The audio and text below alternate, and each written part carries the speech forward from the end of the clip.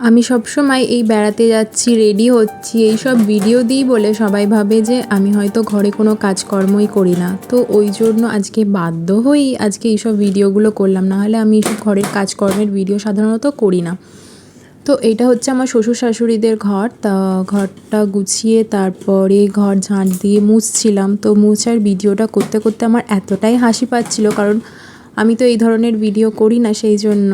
তো যাই হোক, তো আমার অবস্থাটা দেখে তোমরা বুঝতেই পারছো। আর সকালবেলা সব রকম ভিডিও করতে গেলে অনেকটা সময় চলে যায়।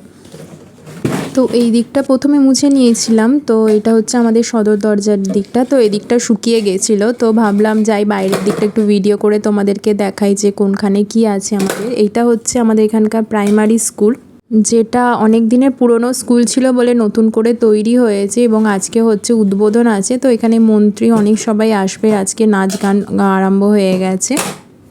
আর এইটা হলো সামনে রাস্তা, আমাদের মেন রাস্তা, আর সামনে ওইটা হচ্ছে নারায়ণঘর। তো চলো এবার কিসের ভিডিও করেছি, এবার ভিডিও করেছি হচ্ছে দুধ গরমের, কারণ দুধ গরম করলাম মেয়েকে খাওয়ানোর জন্য।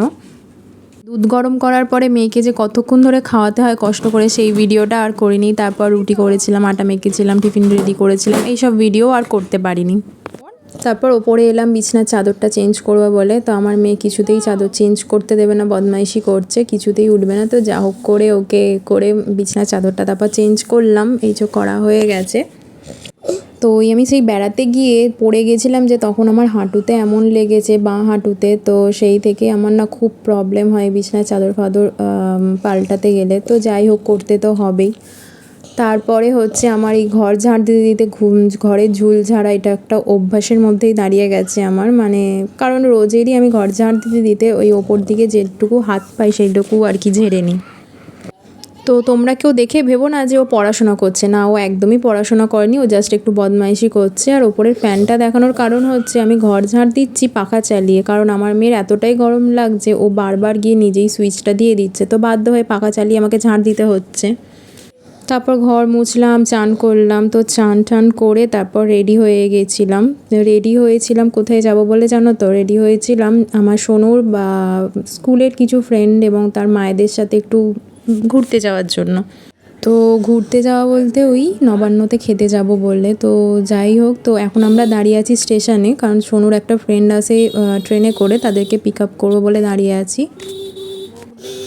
তো এই যে আমাদের এটা হচ্ছে সিঙ্গুর স্টেশন। তো তারপর এখান থেকে চলে গেলাম ডাইরেক্ট নবান্নে গিয়ে দেখলাম আর এক দল চলে এসছে, আর এই যে এরা ট্রেনে এসছে, এবং এছাড়া আর এক দল এখনও এসে পৌঁছায়নি। তো আমরা ভাবলাম যে ভেতরে গিয়ে বসি, ততক্ষণ ওরা চলে আসবে, কারণ এতটাই রোদ লাগছিল যে ভেতরে গিয়ে বসলাম। তো ঠিক কথাই, কিন্তু বসে থাকতে থাকতে ওরা আবার অর্ডার নিতে চলে এলো, কিন্তু তখনও আমাদের আরেকজন যে আসার কথা সে এসে পৌঁছায়নি। তো তারপর আমরা ভাবলাম যে একটু ফটো তুলি, রিলস বানাই। তো ওদেরকে বললাম যে আমাদের এখনও একজন আসার কথা, তো একটু ওয়েট করতে। তো তবুও যখন ওরা এসে পৌঁছালো না, আমরা কি করলাম, বাচ্চাদের জন্য একটা ভেজ থালি মানে ভাতের থালি নিলাম, যাতে বাচ্চাদেরকে আমরা খাওয়াতে পারি। দুপুরবেলার টাইমে একটু ভাত খেলে ভালোই হয় বাচ্চাদের জন্য। তো তারপর অনেকক্ষণ ওয়েট করার পর তারপর এই যে বাচ্চাদের এটা ভাতগুলো ভাগ করে দিচ্ছে সবাইকে খাওয়ানোর জন্য। তো তারপরে এই যে এরা আসতে দেরি হয়েছিল। তো তারপরে আমরা মেন কোর্সটা যখন চাইলাম, তখন আবার বললো ঠান্ডা হয়ে গেছে, আবার গরম করলো। তো এইগুলো বলার কারণ হচ্ছে আমাদের হোটেলে অনেকটা সময় গেছে, এই যে এইসব খাবার অর্ডার করা হয়েছিল সব রকম মিলিয়ে।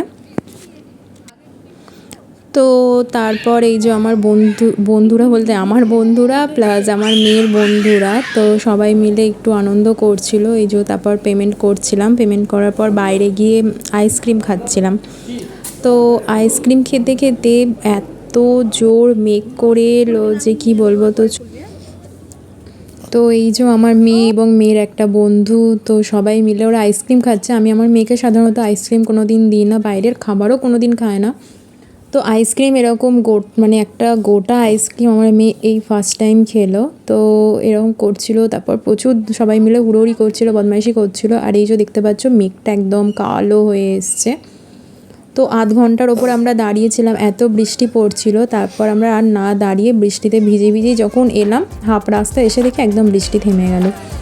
তো এইভাবেই কাটলো আমাদের আজকের দিনটা। তো তোমাদের ভিডিও ভালো লাগলে একটা লাইক করে দিও।